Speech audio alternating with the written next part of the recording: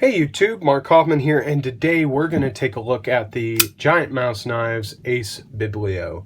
And first of all, I'll be upfront about it. This was an impulse buy for me. I originally wasn't planning on buying this knife, but after watching a few reviews, talking to a few people that owned them, I said to myself, you know what?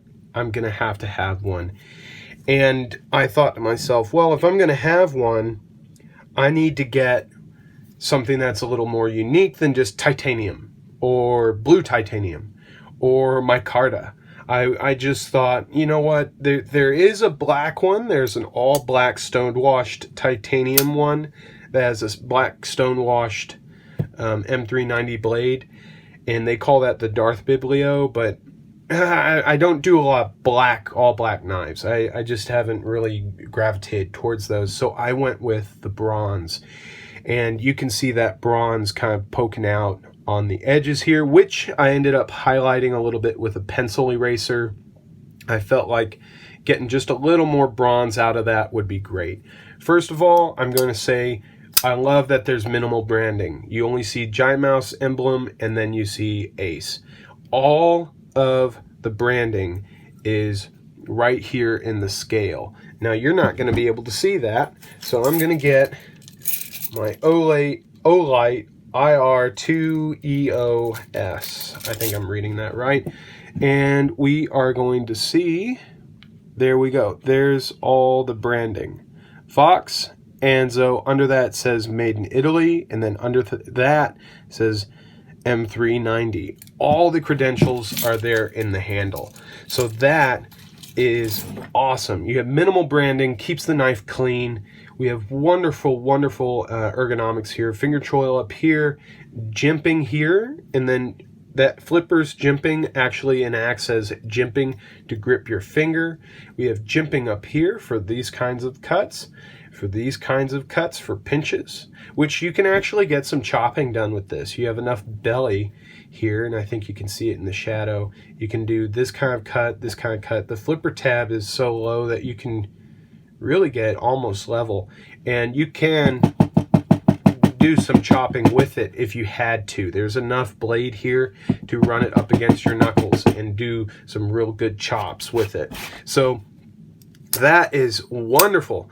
The other thing, crowned spine, choil here and crown spine.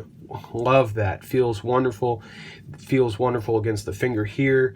The jimping is great.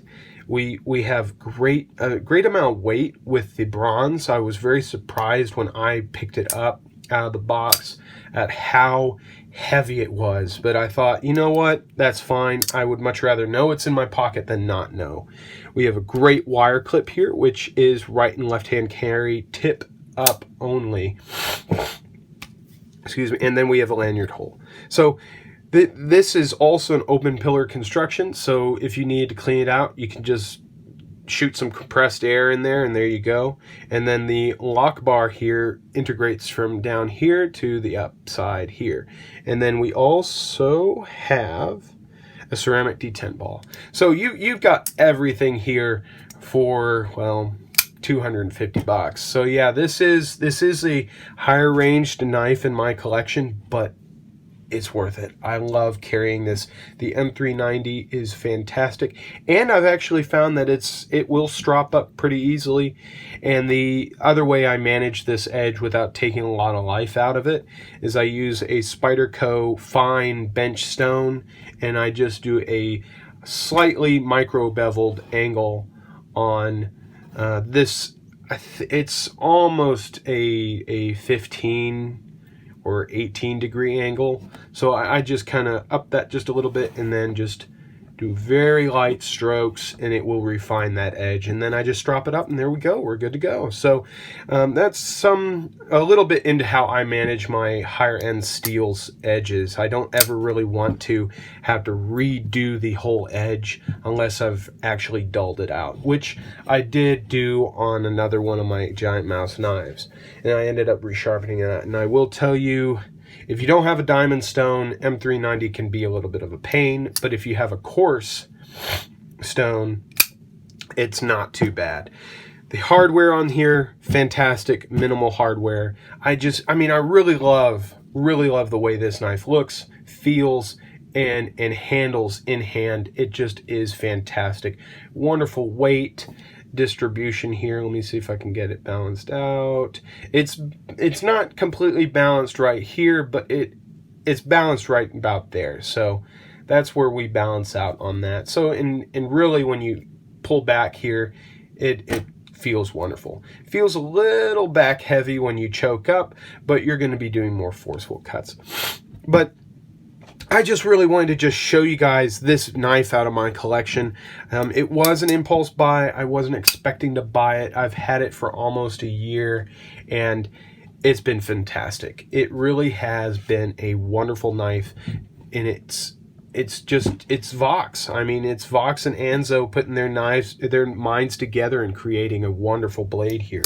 We can see, I don't really have any of Anzo's blades that I don't have any. I don't think I have one. I have one knife of his, but I don't have it on me. But we can see this is the MKM Timeo, and we could see a very similar line progression with Vox's spirit in this. Now, Anzo really favors those swoop down, like sheep's foot blades or very swoopy point blades, and he likes the angles, whereas Jesper Voxnes goes for more of the swooped and very ergonomic handle shapes. So we can just see all that in there, and it's absolutely fantastic to see. So I thought you guys would enjoy seeing me ooze my thoughts out on this knife and talk about it and just appreciate what a great knife this is. I know that these knives are expensive, and I've been focusing on rather inexpensive knives as of late, but I'm branching out into my deep reaches of my collection, and I will be doing some more videos on some more expensive models. So if you guys liked this video, leave a like, and if you feel so inclined, subscribe. I really enjoy talking to you guys about what you guys carry. So thank you so much for joining me on this video, and wherever you are, may you have a nice day or night.